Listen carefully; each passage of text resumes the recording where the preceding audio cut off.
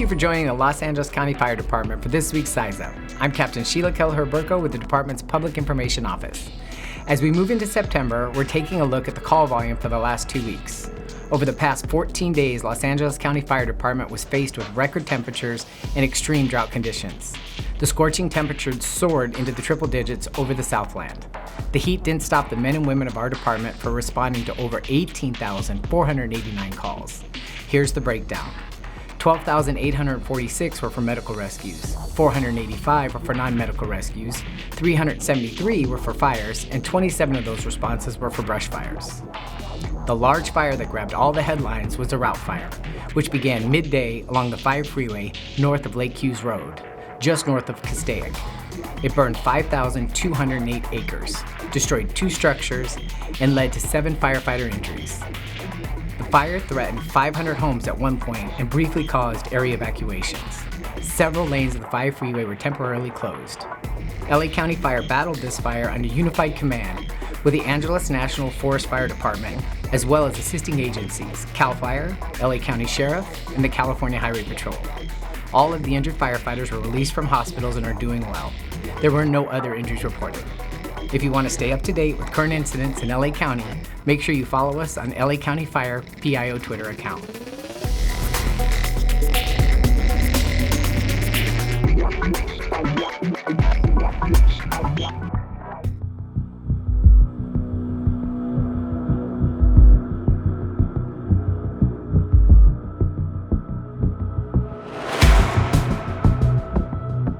So the LA County Fire Department's Unmanned Aircraft System program has proven to be very valuable in LA County. It gets deployed on missing hikers, it gets deployed on all kinds of structure fires, brush fires, missing swimmers within our lifeguard division, and has given us real-time information that you otherwise couldn't achieve. So there was an incident involving a 1-ton chlorine cylinder that had a leak. The hazmat team was responsible to go in, mitigate the problem by securing the leak, and come out. Chlorine is an extremely hazardous gas that forced the evacuation of the facility. So once we were in there, the facility was so vast that it was very difficult just to find the container, even though we were provided with a map. So utilizing a drone, we were able to have live footage outside the operational area where the RP, or the person responsible for the property, gives us direction of where to walk, where to go to get to the problem.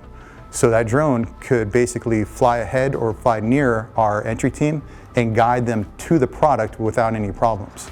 So in that particular case, we located the cylinder with the drone. Team engaged the cylinder from that point to mitigate it, but more importantly, the drone was able to stay stationary, filming the entire event. So if there was an incident with the entry team where maybe they were injured and went down, unable to call for help through their communications network, the drone would tell us exactly where they are, what's wrong with them, and how to find them, the path of travel to find them. So during that incident, the entry team leader and the IC were standing next to me watching the live video, keeping tabs on the entry team to keep them aware of what's going on. So if they went down, we can order a squad for medical support, an ambulance for medical transport. We can activate the backup team to go in and get them without any delay. So it's really a fantastic tool to have.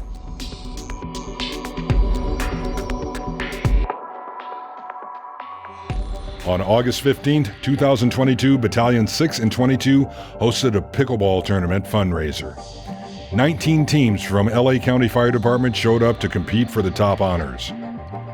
The first place medals were taken home by Rich Nelson and his partner Chad Chebby. The organizers wanted to bring the members of the department and their families together for a fun day on the courts. Mission accomplished. Besides the fun day in the sun, the tournament raised over $4,000 in donations. The funds raised will go to the Wildland Firefighter Foundation in the name of Aiden Agnor. Aiden was a seasonal firefighter for the Kern County Fire Department. His life was tragically cut short in a car accident on June 28th of this year.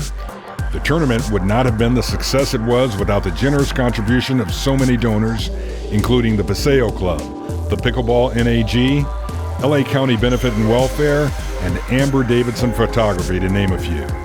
The County Pickleball Organization hopes to hold several of these tournaments throughout the year, with the next one in November. For more information, visit countyfirepickleball.com. Thank you for joining us on the YouTube channel. If you want to stay up to date, don't forget to like, subscribe, and hit that bell.